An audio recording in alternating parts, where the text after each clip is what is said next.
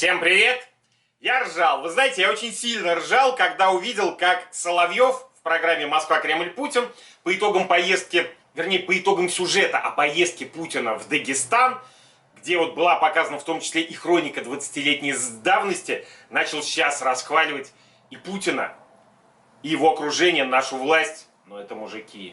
Вы знаете, вот в такой присущей манере, показывая то, что герои, смелые люди, да, которые, собственно, ничего не боятся, и поэтому, видимо, к ним надо относиться совершенно иначе, нежели позволяет себе всякая вот вшивая оппозиция, которая пороху не нюхала, которые слабаки, трусы и всякая такая, знаете, вот вшивая немощь. Посмотрите на Соловьева, это замечательно. Там два аспекта, я поугарал, да. Я надеюсь, вам тоже понравится. Итак, погнали. Соловьев, ну, как мне кажется, вылизывает прям до чистоты, до блеска, до скрипа нашей власти. Мужики, бруталы. Замечательная хроника. И я когда смотрю, вижу совсем молодых, как кажется сейчас, людей. Это и Сергей Кожугетович Шойгу, и генерал армии Золотов, ну тогда уж надо говорить, и генерал армии Шойгу. И вот что интересно, вот они были там, они были в гуще событий, они рисковали своей жизнью, как и президент Российской Федерации. А многие, кто их критиковали и тогда, и сейчас, почему-то никогда не попадали в кадр с тех мест. Может быть, потому что они делали все возможное, чтобы там не оказаться, почему-то они делали все возможное, чтобы откосить от службы в армии, и как-то найти себе совсем-совсем другое пристанище. Вот, например, на этом кадре Владимир Абдуалиевич Васильев. Я с ним познакомился во время трагедии в Нордосте. Генерал, тогда милиции, сейчас возглавляет Дагестан и очень успешно. За каждым из тех людей, о которых мы говорим, стоит биография, которой можно только гордиться. И это очень сильно отличает власть от тех, кто ее пытается покусывать из-за угла. За компьютером-то очень комфортно критиковать. А за компьютером всегда приятно. А главное, диванные стратегии, они же всегда видят бой со стороны. Ну вот, вылезал так вылезал, да, при том, что не только Путин, но еще и его окружение. Там были генерал Золотов, ну впоследствии генерал, а там пока такие молодые: Золотов, Шойгу, генерал армии Шойгу. И вот они там были, да. В отличие от этой вшивой либераты, которая пороху не нюхала, этой гнилой оппозиции, которой сами нет никто, ни мужики настоящие. В горячих точках их не увидишь, да. А зато вот диванные аналитики воняют не по делу, наскакивая на такую нашу мужественную, решительную власть, да. Прям вот. Что хотелось бы отметить особо, так это вот форму подачи этой информации Соловьевым. Вы зацените, как сразу меняется его голос, как меняются его повадки, когда он говорит о Путине. Вот о тех людях в его окружении, к которым он испытывает пиетет и, собственно, наверное, хочет с ними поддерживать какие-то хорошие отношения, на которых он не наскакивает сразу. Такой, знаете, вот тоже строит из себя брутала. У меня не получается, ну просто, как ни стараюсь, я говорю, Соловьев плохой актер, а я вообще никудышный актер. Вот, я только так это, знаете, по верхам пародирую. Прям вот это вот усталая хрипотца, да, такая вот, да. Мужики, прям вот, знаете, вот, не просто хрипотца, а такая басок с хрипотцой. Замедленный темп речи, такая замедленная речь. Прям вот придыхание некое такое в голосе. Ну а как же еще говорить о таких мужиках? Вот они были там. Они были в гуще событий. Они рисковали своей жизнью, как и президент Российской Федерации. А многие, кто их критиковали и тогда, и сейчас, почему-то никогда не попадали в кадр с тех мест. Может быть, потому что они делали все возможное, чтобы там не оказаться.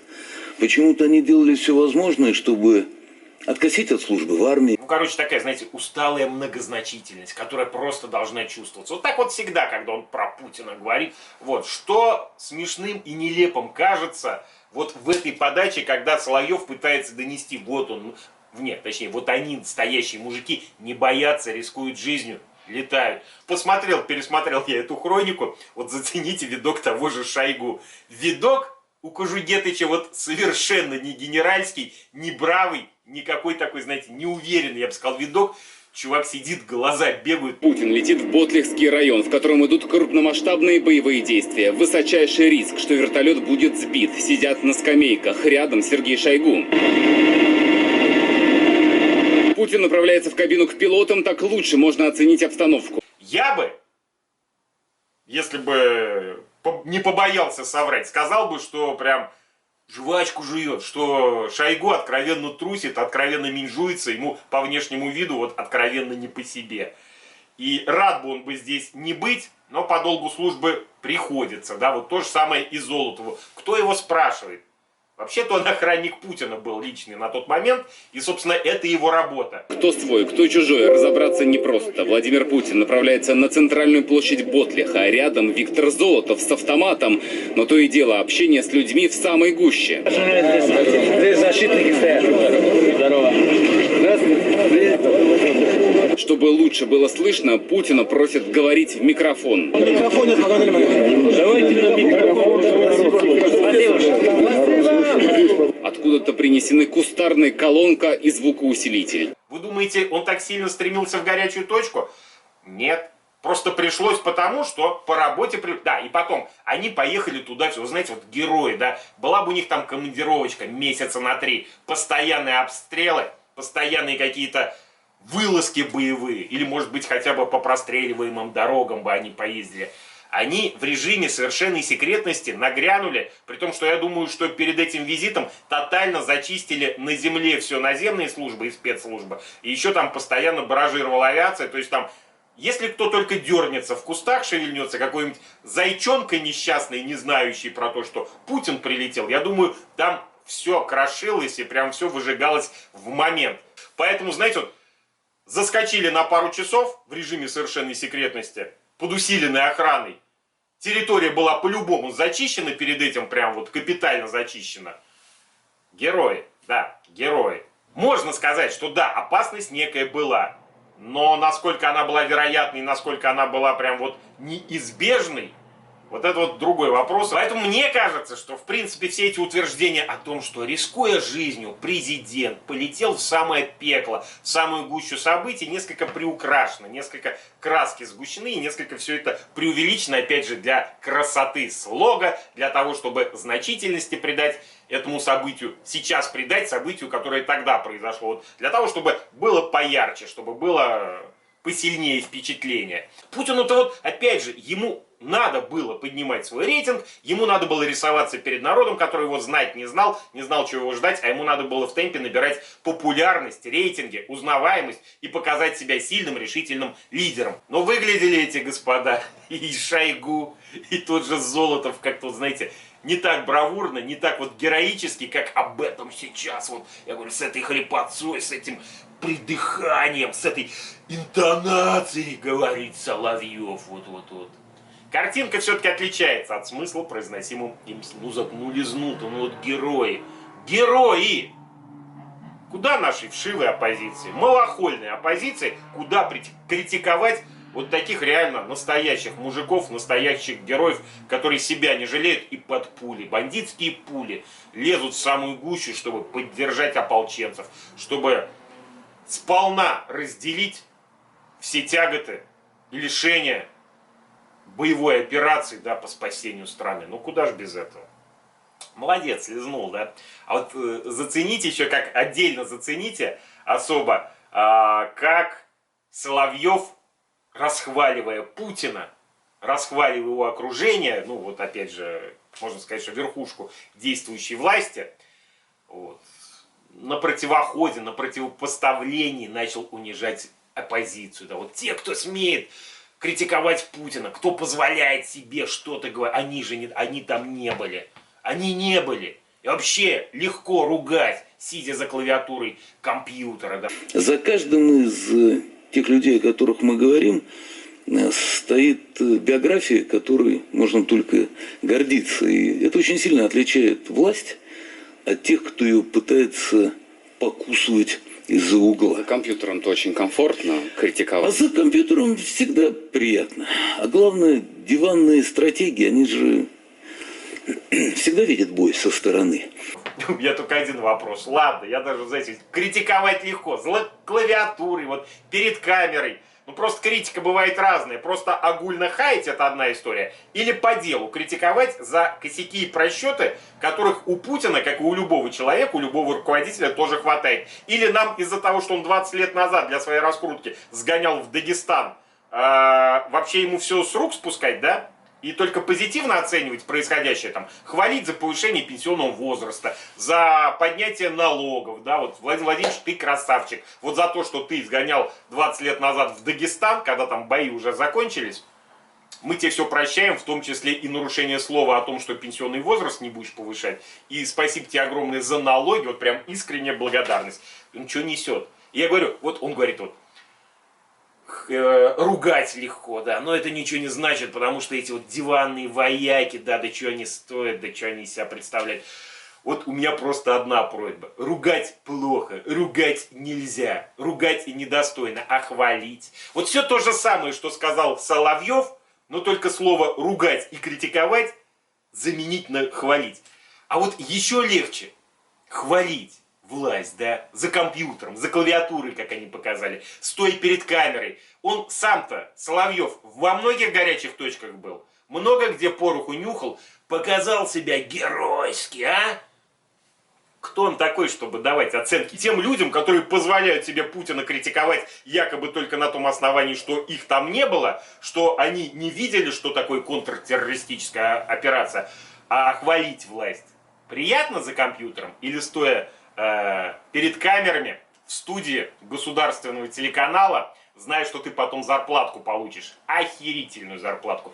Насколько вот тяжелее, а может быть легче, хвалить власть, чем ругать власть, а, Соловьев? Просто интересно. Ну так, для сравнения, ты же у нас объективный такой, да, журналист. Просто вот, ну ладно, все понятно, вот. Можно даже, знаешь, вот согласиться с оценками, что недостойные люди ругают достойную власть. Это легко и безопасно. А хвалить власть как у нас? Опасно, тяжело. Наверное, это подвиг, да, Соловьев?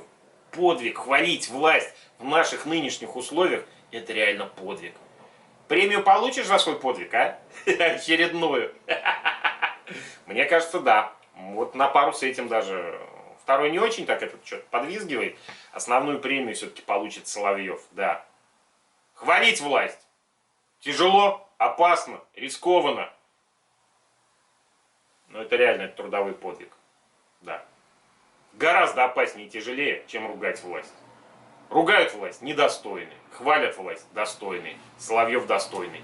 Согласны с этой логической цепочкой? Напишите в комментариях. Соловьев, а лизать власть легко? Вот сидя за компьютером.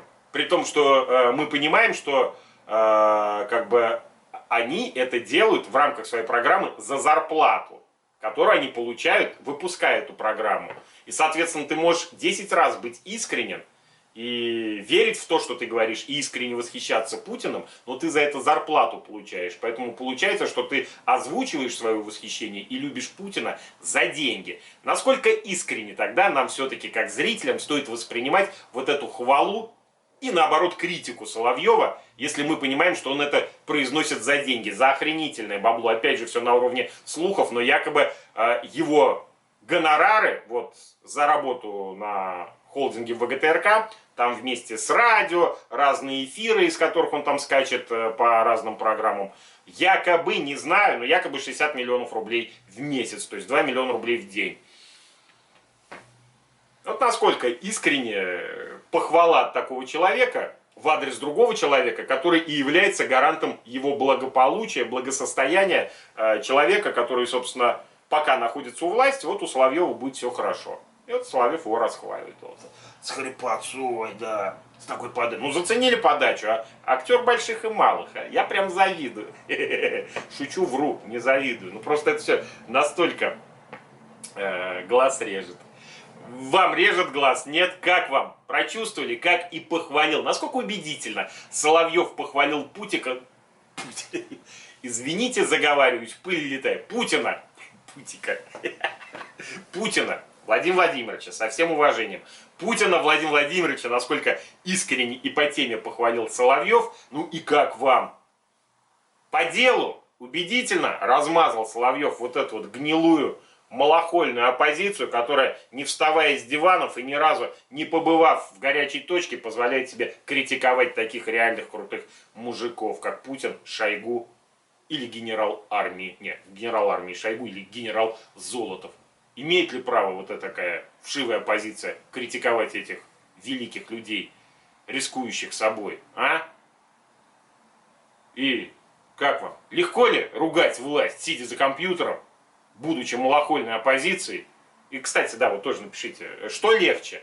Ругать власть, сидя за компьютером в статусе оппозиции, или хвалить власть в статусе государственных пропагандистов, ну или, как некоторые называют, пропагандонов, за деньги, за очень большие деньги, исчисляемые квитками зарплатными ежемесячно. Вот давайте подумаем, что правда в наших реалиях, в нынешних, что мерзотнее и что опаснее наоборот. Ругать власть, будучи оппозицией, или расхваливать власть, зализывая просто до скрипа, до блеска ей те места, которые даже, может, они сами не хотели бы, чтобы им зализывали, но, учитывая размер гонораров, Соловьев настаивает. Соловьев все-таки залижет с хрипотцой, с баском таким усталым, да.